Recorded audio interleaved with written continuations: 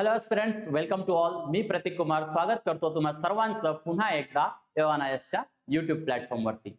खामोशी का ऐलान हुआ मगर धमाके अभी जारी है, कहने को जंग रुकी है मगर आग अभी बाकी है.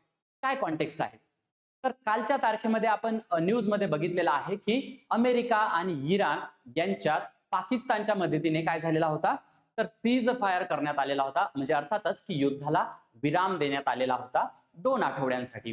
त्यानंतर काय झालेले की युएसएने म्हणजे अमेरिकेने काय केलेले होते 15 पॉइंट्स ठेवलेले होते आणि इराणनी त्यांचे 10 पॉइंट्स ठेवलेले होते आणि ते दोघे जण ऍग्री झालेले होते हा सीज फायर करण्यासाठी. आणि दोघांनीही कालच्या तारखेमध्ये सांगितलेलं होतं की हा आमचा विजय आहे.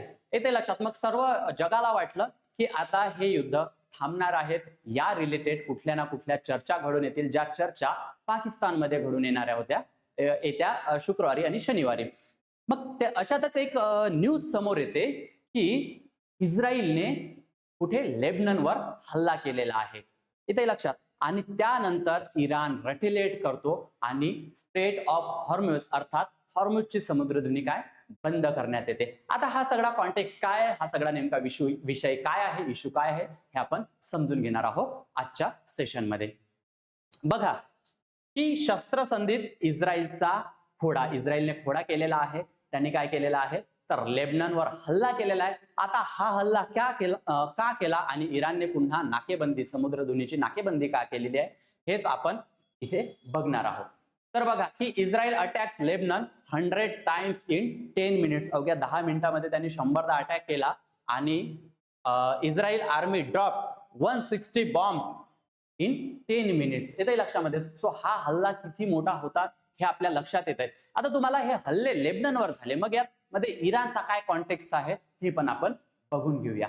बघा इथे मी तुम्हाला झूम करून दाखवतो की लेबनन कुठे आहे, इस्रायल कुठे आहे आणि इराणचा काय रोल आहे. तर इथे हा छोटासा देश दिसतो आपल्याला ज्याचं नाव आहे लेबनन आणि ही जी बेरूट आहे ही आहे लेबननची राजधानी. इथे इस्रायल आपल्याला दिसतो. इस्रायल जो ऑलरेडी युद्धामध्ये होता आणि हा इथे बॉर्डर शेअर करतो, ठीक आहे, लेबनन सोबत. आता या लेबनन मध्ये काय हिजाबुल्ला नावाचा एक मिलिटंट ग्रुप आहे जो की इराण समर्थक आहे. येते लक्षामध्ये. जेव्हा हा सीज फायर करण्यात आलेला होता तेव्हा आता सीज फायर झाला, मग परत इस्रायलने का हल्ला केला तर इस्रायलने काय कारण दिलेलं आहे की जो हा लेबनन आहे तो या सीज फायर मध्ये येत नाही आणि तिथला जो मिलिटंट ग्रुप आहे हिजबुल्ला तो सीज फायर येत नाही, सीज फायर मध्ये येत नसल्यामुळे आम्ही त्या ठिकाणी हल्ला केलेला आहे. पण इराणनी यावर काय म्हटलेलं आहे की इराणचे लेबनन सोबत हे संबंध आहे आणि मग लेबननवर हल्ला म्हणजेच इराणवर हल्ला. येते लक्षामध्ये. तर इथे आपण बघितलेला आहे आणि या मिलिटंट ग्रुपला संपवण्यासाठी इस्रायलने हा हल्ला त्या ठिकाणी केलेला होता. येते लक्षात. बघा आता हा हिजाबुल्ला जो ग्रुप आहे यालाच पार्टी ऑफ काय गॉड म्हणतात आणि त्या अनुषंगाने ते तिथे ऍक्टिव्ह असतात आणि मिलिटंट ऍक्टिव्हिटी त्या ठिकाणी करत असतात. आणि इस्रायल सुद्धा या मिलिटंट ग्रुपमुळे त्रस्त झाल्या कारणामुळेच त्यांनी हल्ले चढवले. एक वॉर संपला पण हे जे मिलिटंट ग्रुप आहे त्यांना संपवण्यासाठी हा दुसरा अटॅक इस्रायलने त्या ठिकाणी केलेला होता. इथे कॉन्टेक्स्ट आपल्याला लक्षात आलेला आहे की लेबनन कसा इन्क्लूड झाला आणि लेबननला इन्क्लूड केल्यामुळे इराण कसा ऍक्टिव्हेट झाला. पुढे बघा पुढे काय आहे तर लेबननवर हल्ला केल्यामुळे मग इराणची प्रतिक्रिया येणं आवश्यक होतं आणि इराण आता इथून कुठेही युद्ध झालं तर इराणची एकच प्रतिक्रिया राहील, तो म्हणजे स्ट्रेट ऑफ हॉर्मुज अर्थात हॉर्मुजची समुद्रधुनी बंद केल्या जाईल. कारण इराणकडे याला आपल्याला काय म्हणता येईल हुकमाचा एक्का, हुकुम का एक्का है ये स्ट्रेट ऑफ हॉर्मुज. बघा या ठिकाणी आपल्याला दिसून येतं की हा स्ट्रेट ऑफ हॉर्मुज. आता या स्ट्रेट ऑफ हॉर्मुजचं इम्पॉर्टन्स काय आहे आपण एक या अनुषंगाने काल व्हिडिओ घेतलेला होता आणि त्यामध्ये जे जगातले चोक पॉइंट्स आहेत ते त्यामध्ये डिस्कस केलेले होते आणि त्यामध्येच आपण स्ट्रेट ऑफ हॉर्मुजचं सुद्धा महत्व सांगितलेलं होतं. ज्यांनी तो व्हिडिओ बघितला नसेल तो तुम्ही बघू शकता. बघा आता या स्ट्रेट ऑफ हॉर्मुज म्हणजे ही जी समुद्रधुनी आहे ते 2 वॉटर बॉडीला कनेक्ट करतात आणि यामधूनच जगाचा व्यापार चालत असतो. आणि जगात जेवढं ऑइल काय एक्सपोर्ट होतं, जगात जेवढं ऑइलचा व्यापार होतो त्याच्या 20% जो आहे तो या समुद्रधुनीमधून म्हणजे या स्ट्रेट ऑफ हॉर्मुझ मधून पास होत असतो. म्हणून याला किती महत्व आहे हे आपल्या लक्षात येतं. परत ही जी लोकेशन आहे, हा जो स्ट्रेट ऑफ हॉर्मुझ आहे तो काय आहे, गल्फ कंट्रीज साठी खूप महत्वाचा आहे. कारण आपल्याला माहित आहे गल्फ कंट्री या ऑइल प्रोड्युसर कंट्रीज आहे आणि तिथून सगळं ऑइल हे जगामध्ये जात असतं, त्याचा व्यापार होत असतो. बघा की 20 मिलियन प्लस ज्या बॅरल्स आहेत त्या डेली पर डे तिथून पास होत असतात. म्हणजे अजून एक इम्पॉर्टन्स बघा की किती मोठ्या प्रमाणात त्या ठिकाणी व्यापार चालतो. आणि अशातच ही समुद्रधुनी बंद करणे याचा इम्पॅक्ट कुठे होतो हे आपल्या लक्षात आलं पाहिजे. येते लक्षात. हे कोण आहे, खामेनी, मोजिताबा खामेनी यांनी म्हटलेलं आहे की ती आता स्ट्रेट ऑफ हॉर्मुझ जे आहे ती बंद होईल. बघा तुम्हाला इथे या मॅप मध्ये लक्षात येईल की ही इथे स्ट्रेट ऑफ हॉर्मुझ आहे. हे इथे आपण याला मिडल ईस्ट म्हणतो. इथे या सगळ्या कंट्रीज आपल्याला दिसून येतात, त्या ठिकाणी इराण सुद्धा दिसून येतो. आणि हे जे तुम्हाला पांढऱ्या लाईन्स मध्ये दिसत आहे हे काय आहे, हे समुद्र मार्ग आहे जे व्यापार करण्यासाठी वापरले जातात. आता इथून एक महत्वाचा हा व्यापार मार्ग दिसून येतो, तो इकडे कुठे कनेक्ट होतो, एशियाला. एकदा लक्षामध्ये. मग भारतासाठी प्लस एशियन कंट्रीसाठी सुद्धा याचं खूप मोठं इम्पॉर्टन्स आहे. मग अशात ही समुद्रधुनी बंद राहणं म्हणजे आपल्या भारतावर सुद्धा त्याचा परिणाम होऊ शकतो. आणि हा या गल्फ कंट्रीज मधून हा एकमेव मार्ग असल्यामुळे अख्ख्या जगाशी कनेक्ट होण्याचा याला हा एक मार्ग आहे. म्हणून सुद्धा याचं महत्व हे खूप जास्त आहे. आलंय लक्षात.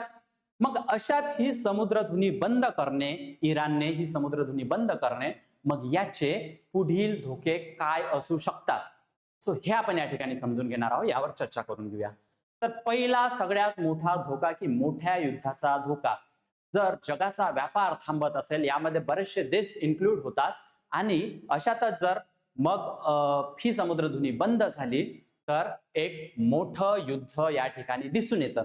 आणि परत इस्रायलने लेबननवर हल्ला केल्यामुळं हे वॉर थांबलेलं आहे असं कुठूनही त्यामध्ये दिसून येत नाही. त्यामुळे मोठ्या युद्धाचा निश्चितच धोका त्या ठिकाणी आहे, येते लक्षामध्ये.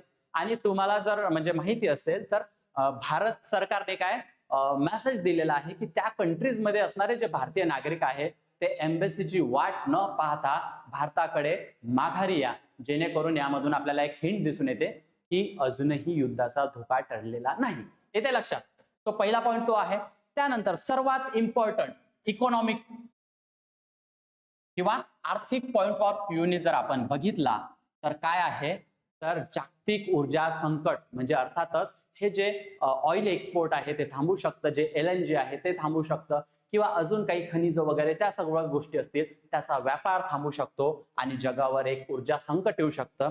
म्हणजे जे तेलाच्या किमती आहे, जसं प्रति बॅरल $90 असतात, $100 जर तो इन्क्रीज झाला तर त्याने काय होणार आहे, तर तेलाचे दर वाढणार आहे. आपल्याला माहित आहे की मागे आपले पेट्रोल पंप बंद होते, कारण ऑइल जे आहे किंवा इंधन जे आहे ते या युद्धामुळे आपल्याला मिळत नव्हतं. सो हे एक सर्वात मोठं संकट आहे, ज्याने इकॉनॉमी काय होऊ शकते, अनस्टेबल होऊ शकते. शेअर मार्केट, बघा न्यूज येत होत्या की जसं युद्ध हा सीजफायर करण्यात आलेला आहे तर स्टॉक मार्केट वरती उठलेलं होतं, पण आता जर ही समुद्रधुनी बंद करण्यात आली तर स्टॉक मार्केटवरही याचा परिणाम होतो. येते लक्षात. त्यानंतर तिसरा पॉइंट काय आहे की अमेरिका आणि इराण परत एकदा हा सीजफायर थांबवला असतानाही यांच्यामध्ये परत एकदा संघर्ष होऊ शकतो, आणि ते एक थेट संघर्ष, ते एक युद्ध आपल्याला पुन्हा एकदा बघायला मिळू शकतं.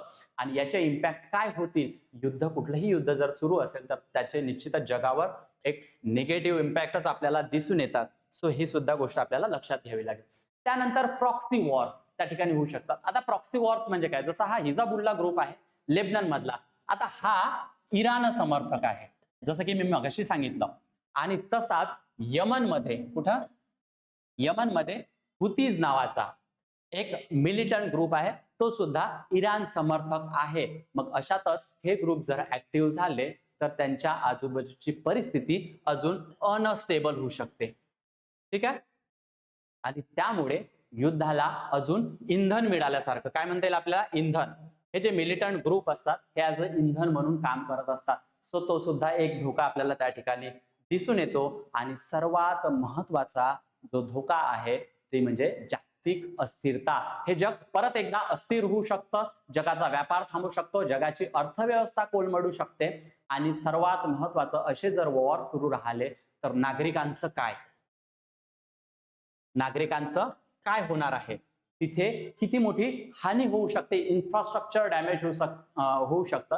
सो या सर्व गोष्टी आपल्याला लक्षात घ्याव्या लागेल. सो याच अनुषंगाने हा व्हिडिओ घेऊन आलेलो होतो, ज्यामध्ये आपण एक समग्र पद्धतीने शॉर्ट बट क्रिस्पी फॉर्मॅटमध्ये आपण त्यावर चर्चा केलेली आहे. समोरचे धोके काय आणि कशा पद्धतीने हे थांबलेलं युद्ध परत एकदा सुरू होण्याच्या मार्गावर आहे. निश्चितच तुम्ही कॉमेंट सेक्शन मध्ये मला सांगू शकता तुमचा काय यावर मत आहे. हे युद्ध लवकरात लवकर थांबायला पाहिजे, यासाठी काय केलेलं पाहिजे, मला तुम्ही कॉमेंट सेक्शन मध्ये कळवू शकता. याच अनुषंगाने आपण अजून सुद्धा नवीन नवीन टॉपिकवर व्हिडिओ घेऊन येणार आहोत. सध्या इथेच थांबूया.